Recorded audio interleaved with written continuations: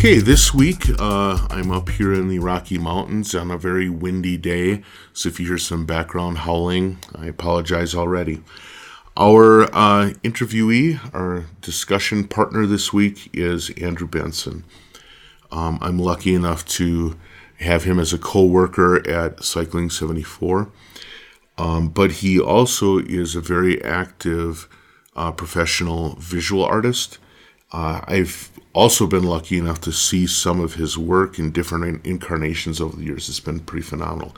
Hi, Andrew. How are you this morning?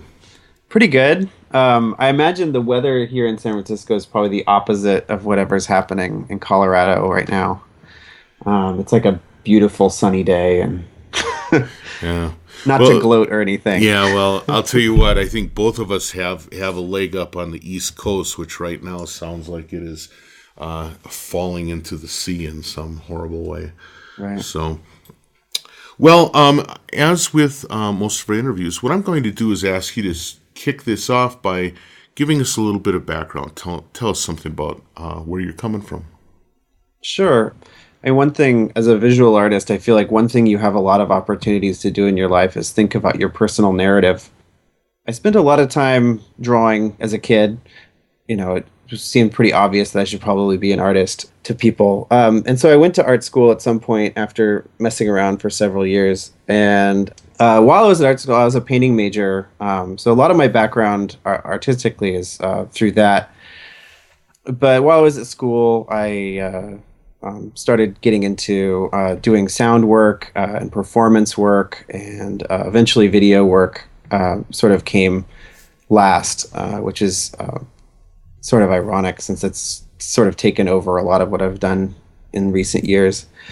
I was a really reluctant video artist in a lot of ways. I was primarily interested in working with sound first. And so the work with sound kind of led me to working with Macs and working with kind of custom gestural interfaces and electronics and stuff like that. And I was working with Letitia Tsunami at the time at SFAI. And then eventually it was like right around that time, I think that Jitter was just sort of starting out and becoming something. I remember like Joshua came and gave like a demonstration in one of my classes. And at first I had no interest in it, actually. I was like, well, this is cool for people who are interested in video, but that's not me. And then something happened somewhere where I just sort of got the bug, and I started working with it. And from there, it was sort of an interesting thing where it was like, at first I started making videos and working with videos on the computer. And then I just sort of, at some point, I just kind of fell into this big vortex where sort of I became obsessed with video and the history of experimental video, and thinking about signals and how that all how that has progressed over the years. So now I'm sort of post all of that. I got a job working at cycling, which just seemed to intensify all of those interests, and gave me an excuse to spend a lot more time making weird videos. And I don't know what else to say. Yeah, I think that's pretty much it. I'm just I'm really into I'm really into thinking about things in terms of signals and in terms of kind of one process leading to another. So that's kind of taken me in a lot of different directions. Sure. Now, let's talk a little bit about some of the things that you've done as a professional video artist. I mean, you've done installations and exhibitions of your work, but you've also worked with some fairly big artists in different ways. You did the live performance thing with MIA, right? Mm-hmm. Yeah. And did you not do something with Aphex Twin? Yeah, I was. Is that something that you can talk about or not? I can talk a bit about it. Okay. I mean, I think it's all been at this point, all of it's been published on blogs at some point. All right, because sometimes those guys get pretty wrapped up in NDAs, and you can't actually say no, that you you do have ever to. were in the same town as they were, right? Yeah, no, I mean, I'm really careful to sort of not overstep the bounds of that kind of stuff. So we can't, say too much technical, Right, but I understand. can definitely talk about the overall stuff. So yeah, I did the live visuals for MIA at Coachella in 2009. I was hired on to sort of create some live processing effects for that, and then I got hired back for a couple more dates for Street Scene San Diego and Outside Lands in San Francisco. So I've done a little bit of work with her. Um, and the majority of that work sort of grew out of experimentation that I was doing with this kind of optical flow feedback process that I had been developing at the time, and it kind of caught the eye of a lot of people, and so I got a call from their manager, and they wanted me to take this thing that was really just an experiment at the time that I was posting, videos online about, and so that had to sort of become a real like performance, really like an application that was like ready to sort of trigger videos and run, input from this sort of stage video feed and all sorts of things in about 2 weeks. I had about 2 weeks to do that. So it was like, it went from like a sort of twinkle in my eye to a sort of very large twinkle in everybody's eye in the course of 2 weeks. Right, and in the meantime, you're sort of like, don't talk to me. I can't talk to you. Don't talk to me. I can imagine that was a pretty rough 2 weeks trying to prepare for that. Yeah, I mean, I to be honest, I almost said no to them. Like I was like, when I called them back, like I missed their phone call when they called, and when I called them back, like I was like, okay, I have to tell them no, this is not, this is not Right. going to work. I can't do this. But then I talked to them for a minute, and it was like, it was pretty obvious that I had to do it because it was, for one, it was a pretty exciting opportunity for me, and also it was just, it was sort of like if I don't do it, nobody will, and I think really like that's been my experience for the past several years. Is I keep finding myself in these situations where sort of I'm the only one that would bother to do this. Right, right. Well, I would say that kind of in the internet world, certainly, you really are identified with the optical flow, smeary, feedbacky thing. And, if we go look on your website, pixelpaw.com, a lot of those videos kind of feature that work. Where was it at? Where did it exist at the time that people started seeing it and noticing it? Um, it was I had done like a couple of like test runs with it. I mean, I guess to sort of backtrack a little bit, I I was really sort of just looking for ways to perform with video, and looking for things where it's like a video input could produce some good feedback effects.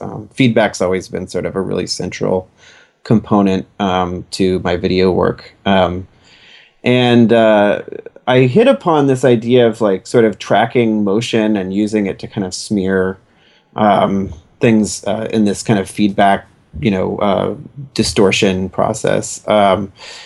And at the time that I started posting things online, it was really like at the point where like I had found some code online that I converted into a shader and sort of punched a bunch of stuff together really quickly, and then I started putting I did some videos where I was like dancing around in front of the camera and like producing these kind of liquefaction sort of smear effects and stuff. Right.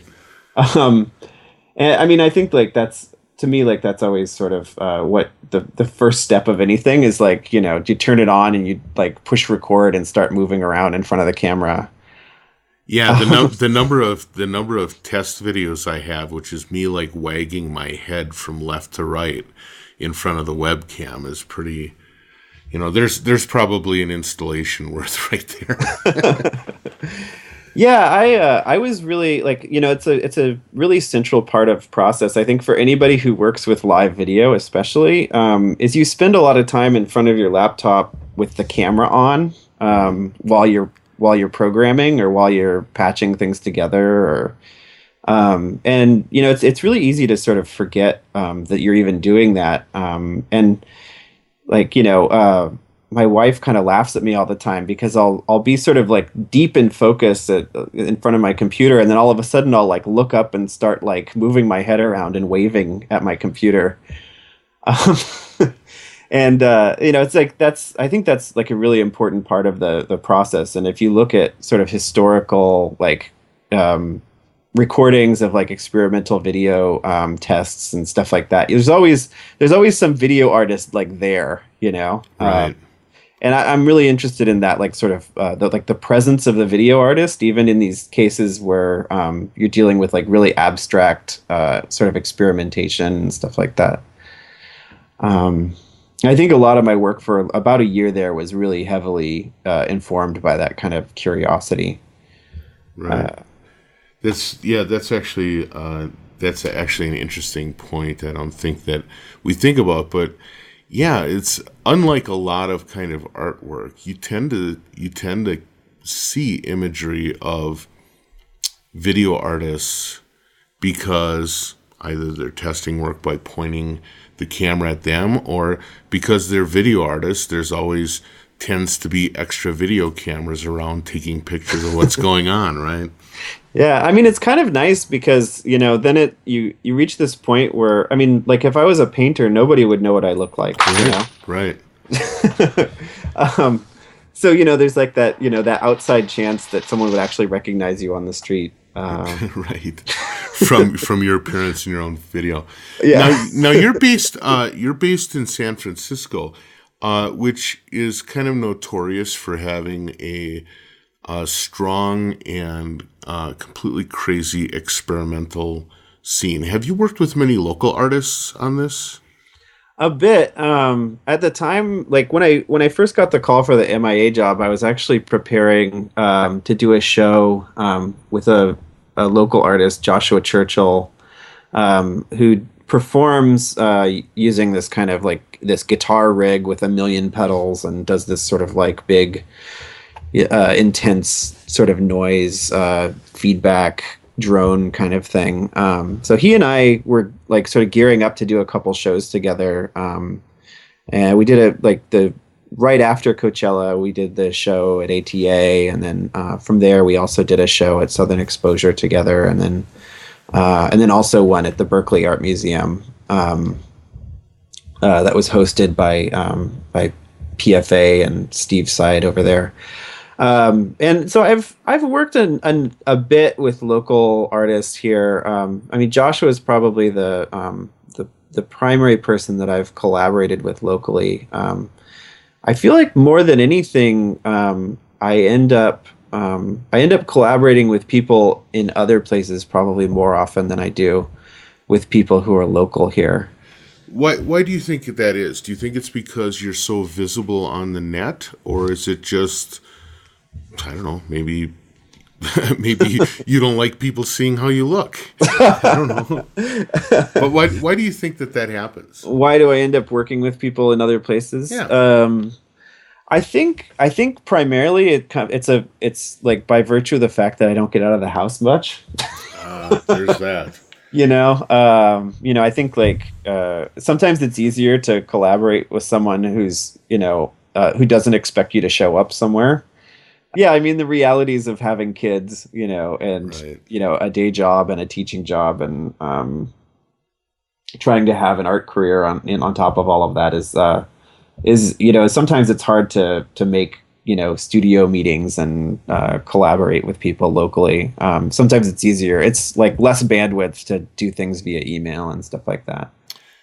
Yeah, I totally agree. Being a person with a fairly large family here myself, I mean it's actually really great because if you look over the history of art, there has not been a lot of opportunities for people to live where they need to live and interact with their family the way that they need to and still maintain a vital artistic career. I think that has historically been really tough, and it's something that, I probably am more grateful to the internet for that than anything. Yeah, definitely. I mean, I in the past several years, I feel like I've had a lot of opportunities to show work in places and uh, work with people all over the place. That if it weren't for the internet, I don't think I would ever have that opportunity. Or they're just like, how would people even know that I existed outside of San Francisco? Right, right. So let's talk a little bit more about the optical flow stuff. Because first of all, I Mhm. think a lot of people aren't really clear on what that is. So could you maybe give a little explanation? This is your Sure. chance to be a teacher for a few minutes. Sure. So the root of it is this horn chunk, I think is the name, um, optical flow algorithm, which looks at successive frames of video and tries to make an estimation of sort of for each pixel, sort of which direction that pixel was going, or how much in each direction that pixel was going. It actually does this by looking at the difference in gradients between pixels. So if you have two pixels sitting next to each other, you would look at sort of the difference between those two pixels, and then look at, like, between the two frames, what's the difference in that difference. Um, so that's the basis, that's the root of it, and then like it sort of extrapolates from there, and kind of creates this. It's a little more complicated than that, but ultimately that's the root of it. Is like you're sort of judging uh, motion in one direction or another based on sort of how gradients change over time. And So that's the first part, which is, a pretty well known computer vision technique and stuff like that. I think the thing that sort of unlocked the interest for me, was when I took that information of, like, sort of how much each pixel was moving each frame, and then I sort of decided to take that and then plug it into something that could actually take an incoming frame of video from somewhere else and offset that by that same amount, or maybe the opposite of that amount, or there could be some relationship between that, like that analysis of, like, direction. So it's like you're sort of so for each pixel you have this sort of like velocity going in one way or another. Right. And so if you can, so the idea that I had was I could take that velocity and apply that to some other video source, some other frame of video. And then So, so that happens, and then that gets fed back through the system. so sort of conceptually, then you're using this optical flow analysis almost as a controller for other material. Yeah, totally. I mean, really, the it. I mean, my whole interest in it came from the fact that, like, it's really hard to make the right kind of controller for doing live, experimental video or something. And source material becomes really important. And as soon as I saw sort of the way that it interacted with the video, and the way it kind of pushed things over time, it immediately became apparent that this was like a really great kind of performance interface, Right, right. because I could sort of wave my hand in front of a camera and smush things around and make this really dynamic stuff happen. So that was, I mean, it was really, I was coming from this angle of a sort of gestural control interface, that was my primary interest in developing it at the beginning. So, but I think the key thing though in the optical flow stuff that a lot of people I think don't quite get is that like the just taking the analysis and plugging that directly into that offset distortion stage, Right. is often like not that interesting, or like you can get some kind of like pixelated garbage from it, Right. but like really where it starts looking good or becoming interesting is when you manipulate that control signal and apply like filtering, like low pass filtering or blur effects or feedback effects. Because here's the feedback things I effects, would yeah. say. One of the things that people who look at your work, for example, often assume is that you're doing sort of that compression breakdown stuff, right? Which kind of was a exciting trope on YouTube for about 2 weeks. And then, right? But the problem with that is it didn't have a smoothness or like an organic quality. It looked more like straight on glitch. Mm-hmm.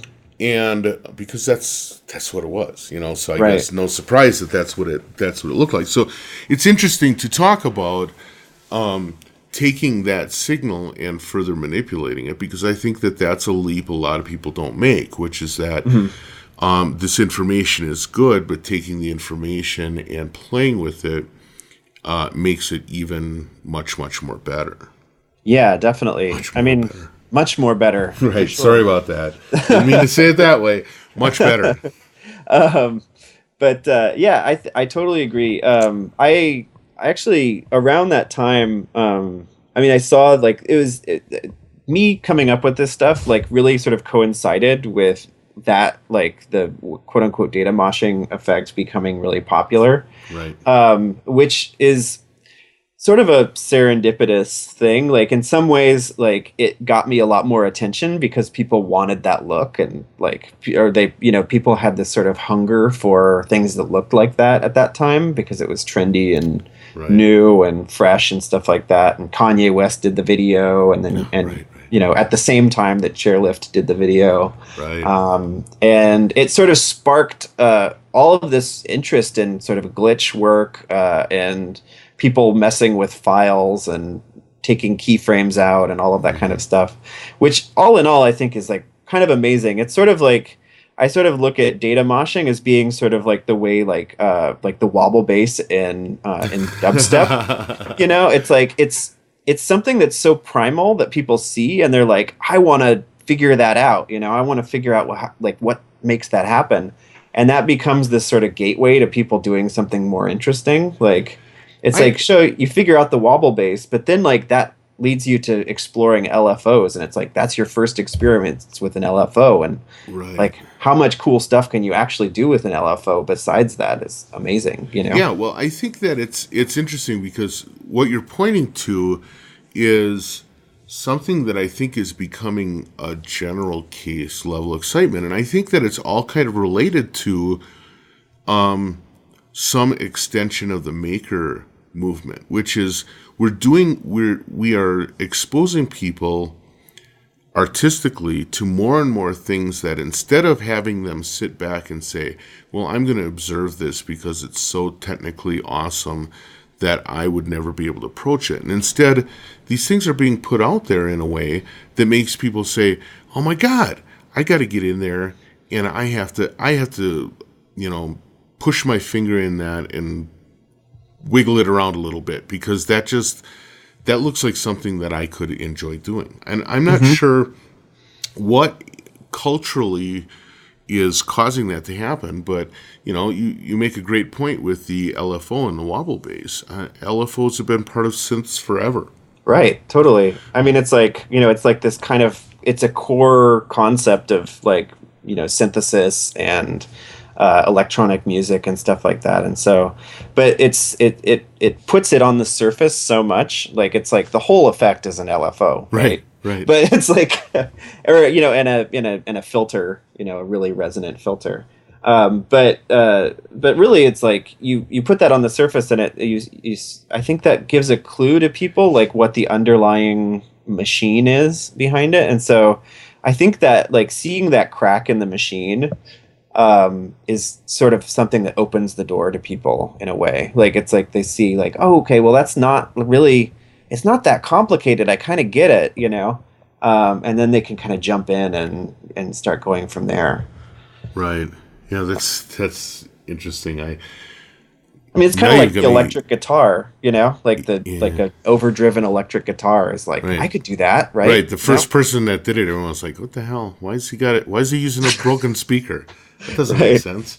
And then next thing you know, everyone's doing it. Yeah. Well, that's really awesome. Now, Mike, one last question on this, and we're going to move on. But I would say that, yeah, with the data moshing thing, a lot of people were doing things all in a great big burst of light. But I always felt like your stuff looked much more refined than most people's stuff. And now, we're hearing why, because you put, you really kind of put some effort in the kind of like tweening space between the glitched stuff and the end result. How do you feel when all of a sudden now that becomes sort of like a stock plug-in for Resolume or for Premiere or whatever? How does I guess I would say, how does that make you feel? But that maybe implies more of a emotional ownership than exists. But what do you think about the progress of things from being total sort of hackerdom to all of a sudden becoming, the plugin du jour, and then the, oh, yawn, that plugin, kind of thing? Yeah, I guess I mean like I think I published the shaders that I used as sort of like the basis for all the optical flow work. And then before I actually published them, I sent them over to my friend Anton Marini. And I was like, hey, I'm going to put these out. I just wanted to show these to you because he was kind of like, working in that space too. And so he took them and ported them to Quartz Composer with my blessing. And then from there, I think it got sort of ported to work on just about every live video application. But I think the thing of it is that like an effect or a plugin is a little different from something that you've sort of spent time crafting over the years. Like, I mean, really, like, it's just one small part of the overall system that's doing the feedback in my particular case. Like, I feel like that's like this core part, or it's like the nugget sort of in the center of it. But there's all these other elements that I'm also bringing to it, like, like I said, like the temporal filtering, spatial filtering. I do a bunch of stuff with compositing, like using that analysis also to determine what's transparent and what's opaque. So in the feedback, there's a compositing stage. So I'm doing that. There's several other sorts of feedback effects that are running in parallel or sort of as part of that signal chain. So I guess like to me, what I would say about that is that like I kind of enjoy when things like that become like a plugin, because it forces you to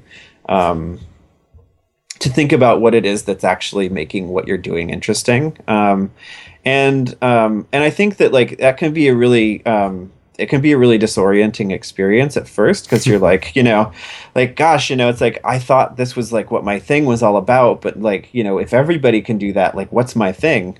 Right. I guess that's what I was getting at, which is that was for a while your thing, and but I can see where being pushed beyond that is probably a great artistic motivator. Yeah, I mean, I think it really pushed me to refine what I was doing a little more, and maybe even kind of like explore what else the thing could do besides that kind of look. Right. Like, I think the early test that I was doing like kind of followed a little bit of followed aesthetically like the kind of data moshing kind of look, because I was kind of into that look too.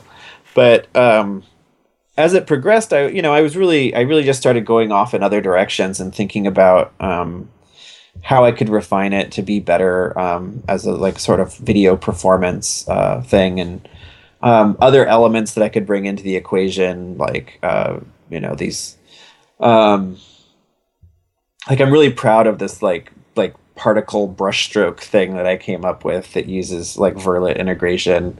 But it's like nobody really pays attention to that part of it because there's all this other crazy stuff going on. But like, so it's like there's a lot of thought put into like sort of how does color get inserted into the frame, and like how much natural reality peeks through, and like there's all these kind of things that I really was forced to kind of like develop to a certain extent to sort of run faster than the crowd that was doing like sort of the glitch art data moshing stuff. Right. So I think I think ultimately it's a good motivator, and it was sort of a fun time for a little while there, just because it seemed like it piqued a lot of people's curiosity in my work in general, and it made me a lot of friends in the process. So Sure. I can't really complain. Now, one of the other, I gotta write a note here for myself. One of the other things that I have noticed of your work. So the glitchy optical flow stuff, that's one thing that I think you're primarily noted for. But one of the other things that intrigued me, and it intrigued me from the very first piece of work of yours that I saw, was that you seem to be drawn towards things that feature organic movement. Mm-hmm. And if I remember correctly, the first piece of yours I saw, it looked like a great big ball of hair that kind of like moved amoeba-like across the screen. And I remember it being one of the first artificial sort of like art pieces that actually kind of gave me the creeps. Like in the same way, it's like if you're not expecting to see a centipede and all of a sudden you see a centipede and it moves, it's like the way it moves and everything just creeps you out completely. Yeah. You showed me this piece and I had that same sort of visceral reaction, which is like the hairiness of it was pretty grotesque anyway, but the way it moved really was sort of like shockingly animalistic or organic.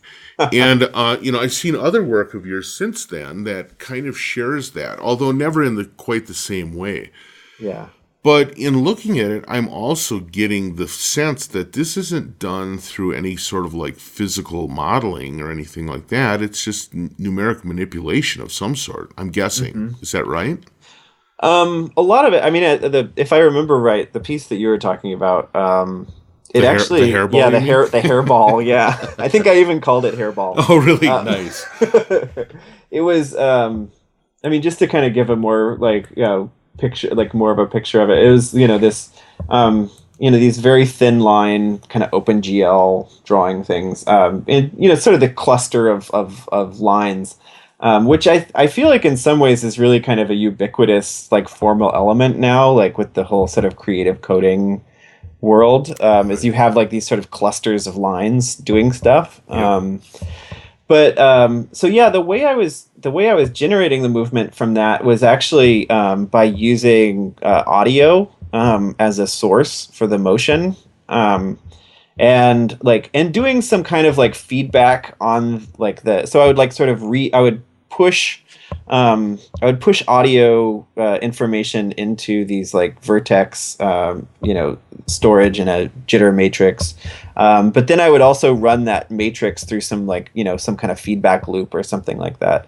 And this was all like just total experimentation. Like I didn't really have any kind of knowledge of like physics, or sort of how there's this whole history of kind of generative motion and animation and stuff like that I was really naive to at that point. I mean, this was like 2005, I think.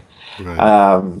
But sort of to go back, I mean, my first interest with video was sort of making audio work with video in some way. Like I sort of had this really strong interest in audio and sound and working with sound and the sort of signal and all of that kind of stuff. So to get excited about video, I had to like somehow insert like sort of sound into that process. And so that was for me like the big kind of eureka moment when I started working with jitter, was like figuring out how to put audio data into a matrix. I think unlocked sort of my whole interest in working with video.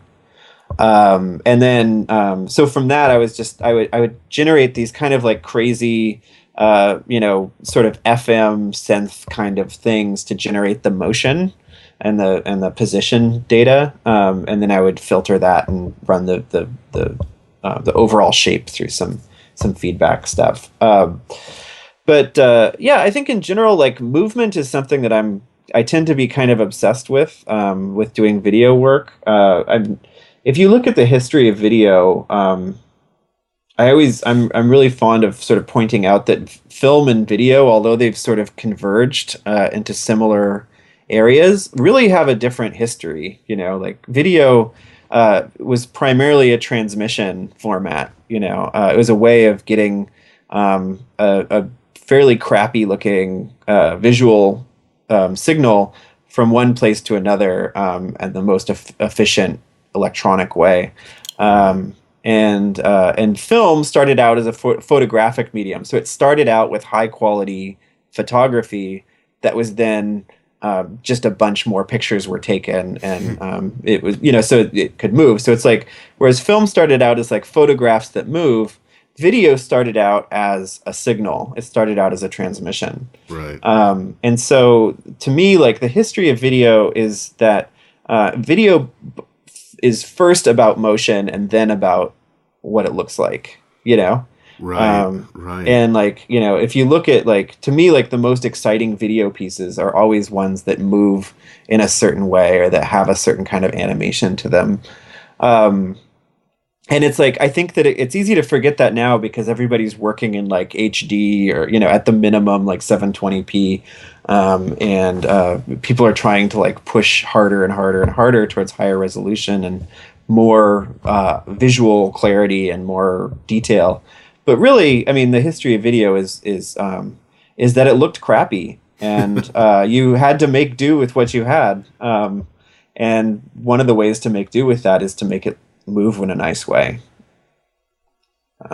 So that's, I think that's where, it's been sort of my primary interest in a lot of this stuff is like, I want it to look good because I'm a pretty visual person, but I also want it to move in a way that that is compelling.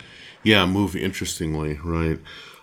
So, we've talked already about how you are using sort of this cross-media or intermedia mechanism, whether it's using, one video frame as a controller for another, or in this case, using audio as kind of a stimulating device for this movement. Have you done much work with sensors or that kind of thing? Yeah, I think physical computing, that kind of stuff. Yeah, definitely. My first introduction to Max was really when I was taking Letitia Sanami's class at SFAI, and I started out wanting to like do like noise performances, and like I did this thing where I'd like hacked some like game controllers and took the analog sticks and attached them to a shirt and like stuck some like big dowels onto the analog sticks and had this. It was a really bizarre performance interface, but so there was that, and like I really got into that, like working with sensors and stuff like that. And it's strange, like I feel like I haven't created a lot of finished work over the past, I don't know, 5 years that really involves a lot of like sensors or stuff beyond using like a camera. Like the camera is sort of taken over, I think, as a gestural controller for me. Oh, But okay. but a lot of my teaching, like when I teach at SFAI, that's sort of a primary thing that I'm talking to the students about, is using physical computing and interaction with electronics and stuff like that. So I think that my approach to working with video and audio is really informed by techniques and stuff that you learn trying to get sensors and stuff to behave properly and do the thing that you want them to. So like all that filtering and scaling and getting something to interact the right way can be a real like that's I feel like that's a really interesting process is like you're crossing the border between the real world and the computer, and usually the communication is really noisy between those two worlds, so Right. you have to sort of clean it up after it comes in. But I think in general I'm really interested in those kind of translations between like sort of universes of like you've got sort of natural physical reality, and then you've got this virtual digital representation of that reality, and then like you think about like all the transformation that happens something just in crossing that border, and then once it's inside of the computer, thinking about all the transformations that happen inside, and then ultimately what a lot of artists I think neglect to pay attention to is also the transformation from something that's digital and back into something that exists in reality. Like, so thinking about like how this is going to project onto a wall, or Right. all those things alter the work. So I don't know. To me, that's like so much of my thinking is based in that sort of space of like thinking about those translations between things and how those things interact. Are there any translations that you really wish existed that kind of don't in any viable way right now? I mean, to me, I certainly, there are some of the sort of like science fiction based things, I certainly would appreciate smell-o-vision, I guess, and the little holographic pop-up. But, for me right now, it seems like there's an awful lot of these translations available, and I haven't explored a lot of them, and so it still seems like, the world's mine. But it sounds like you've done a lot more, and you've integrated it more in your work. Are there any of, like, outside world integrations that you wish existed in a way that was much better than they do now? That's an interesting question. I mean, I think with sensors and the translation of the world into like a digital representation, I feel like there's sort of two sides to that. One is like sort of the notion of it and like the fantasy or the market, the marketing version of what those things are doing, and then there's like the reality of it and what those things do. Like, I guess to me, like what tends to be most interesting to me about working with different sensors and stuff is sort of looking at how they behave, like the difference between the way an accelerometer behaves and like a photocell, or a photocell and an infrared range sensor, Right. or all these different sensors, although they capture something that is specific. They also have this other quality to them besides what they're capturing, which is like their behavior. And so I guess like I tend to be less interested in like sort of like this sort of sci-fi notion of like controlling things with my brain, or Right. like or like the sort of Minority Report, waving your hand in front of a hologram, or stuff like that. I tend to be far less engaged with that sort of fantasy and more interested in sort of with every new technology that comes along, like looking at what the behavior of that technology is, and to me that's sort of what gets me to really geek out. Well, sure, because each one of these technologies is idiosyncratic in some foolish way, and kind of sussing that out is kind of fun work, actually. Yeah, and it's like like when the Kinect came out, it took it took me like a year before I actually bought a Kinect, because I was just kind of like, I was like, what am I ever going to use that for? Of course, like I had people sort of begging me to try it, but when I got one, I was really interested. Like, I think most people were using it like as a sort of like skeleton for doing skeleton tracking and doing this other kind of stuff. And like the thing that I became most interested right away in is just like looking at that depth image and thinking about all the things you could possibly do with a depth image. And I don't think I don't think I really went very far in experimenting with it. But I don't know, like all of that stuff. I think.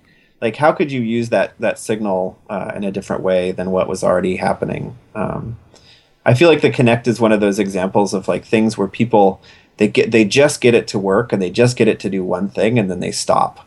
Right. You know, Right. because maybe getting it to work was difficult enough, or it was so fulfilling to just get it to like connect to like a point cloud or Right. something Right. that it's like there's no further investigation into that system.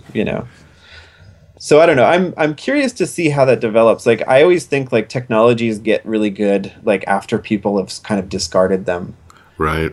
and like the fanfare has sort of died down a little bit. Well, if there isn't just so much history behind exactly that, in terms of musical hardware, in terms of, I mean, it's a couple of weeks ago I did an interview with Liz Larson, who kind of was talking about going back through the process of dealing with analog video manipulation tools, and how in the rush to embrace Final Cut or whatever, all these tools have been kind of abandoned, but the people that remain into them just kind of kept on driving them into further and further depth.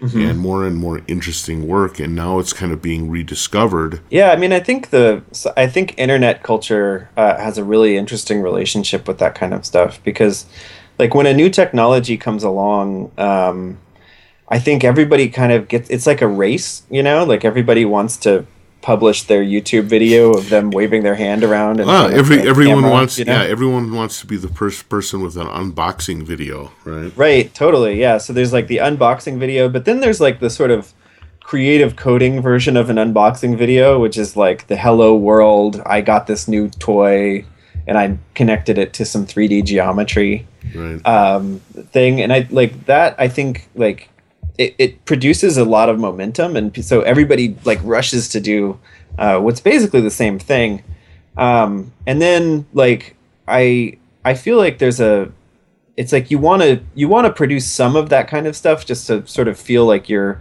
having a conversation with other people, or that there's some kind of relevance to what you're doing, but ultimately I find that like the most fulfilling work ends up being the stuff where it's like you can kind of get away from that rush, and spend a little bit of time in your studio and like just really kind of get to know something.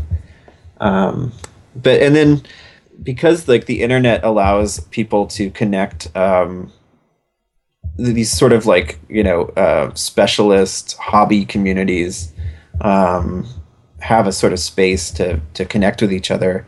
It's allowed for like these sort of forgotten technologies, I think, to get like some new life in them, like between like the maker community and all that stuff. And it's really, I mean, to me, that's really exciting, is like this feeling of like there's the sort of marketing angle and like the hype and all of that kind of stuff that happens. But then there's also this space of people who are sort of just doing their thing and like finding each other online, and like there's something really sweet that happens with that, I think.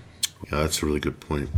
Well, it's boy, I can't believe how quickly the time has burned by. Before I let you go, I'd like to ask you a question. This month's podcasts have all been really about people who have sort of a professional life in the media arts world, right? And you've done that kind of by having a lot of different professional lives that you kind of keep your arms around and stuff. And I think it's cool. I think it's cool that you can move forward, working with cycling. You can move forward in having a pretty active artistic life, interfacing with other people to collaborate on stuff, and also to be doing teaching. I think that's really exciting, and For me, I look at that and I'm like, well, cool, because then that's the kind of life I sort of like wish to emulate as well. But one of the things that kind of lifestyle does is put you in touch with a really wide range of different kinds of people. Mm-hmm. So, with cycling, you're working with coders, you're working with designers, you're working with really great programmers of various types. In your classes, you're working with a lot of students who have great aspirations and great visions. And in collaborating with other artists and doing your own artwork, you're also kind of interfacing with the now artists, the people that are active now. Mm-hmm. And I think it probably gives you a pretty unique view of what the future should or could be. Right.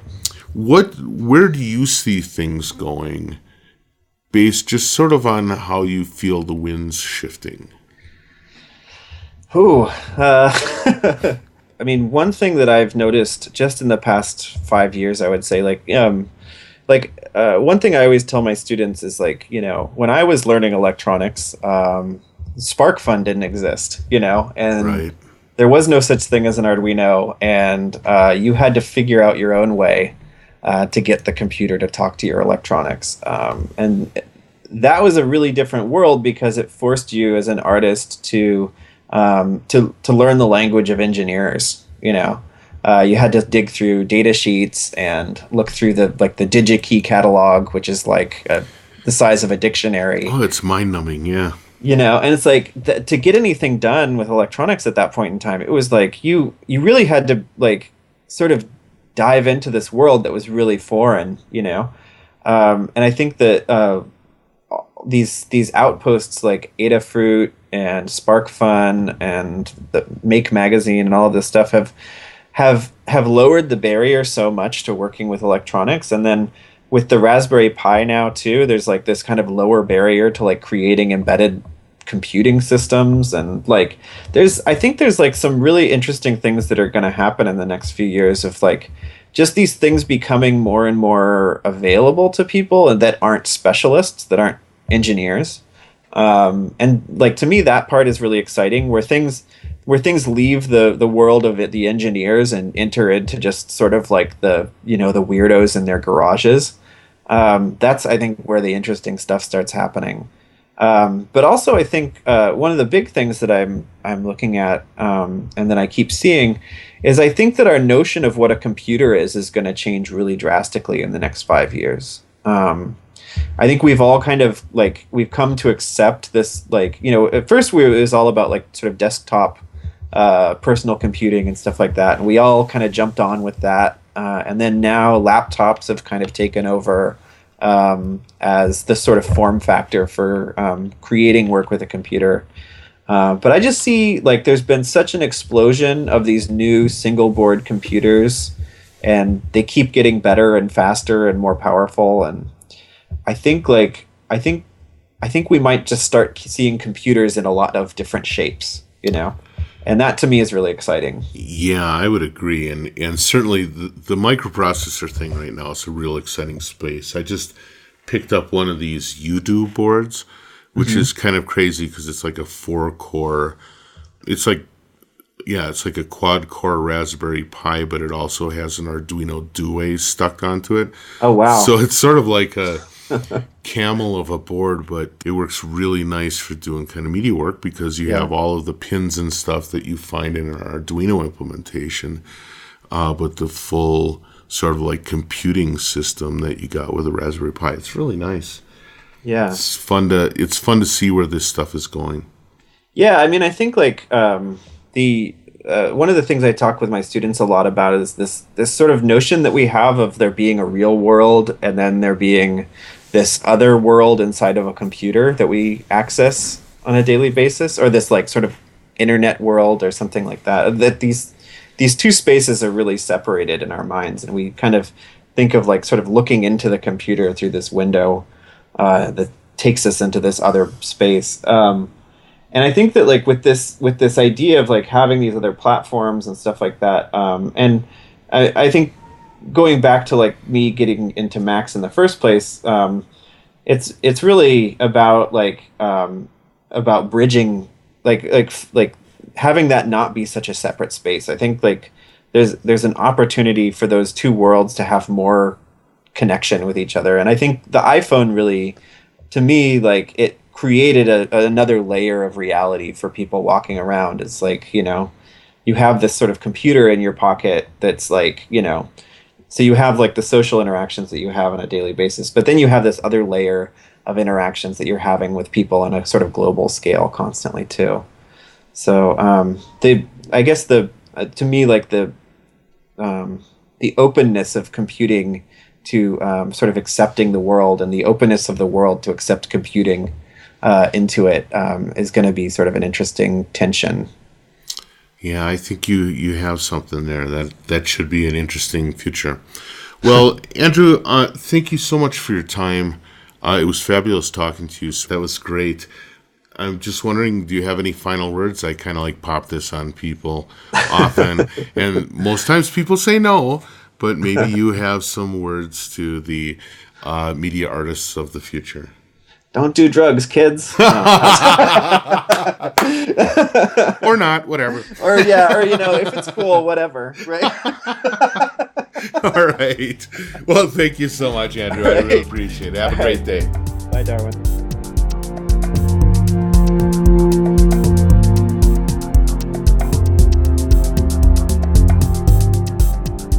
And so there we wrap it up with some practical advice from Andrew. I appreciate his being willing to spend a little time with us. I want to just again thank all of the people that are sharing the connection to the podcast. Synthopia.com is doing some really nice promotion for what we're doing. I really appreciate that. We're getting a lot of activity on Facebook and Twitter. I appreciate that as well. I hope you enjoyed this one. I know you'll enjoy upcoming interviews as well. Otherwise, I just hope that you get out there and do some great work this week. And I'll catch you next week. Thanks a lot.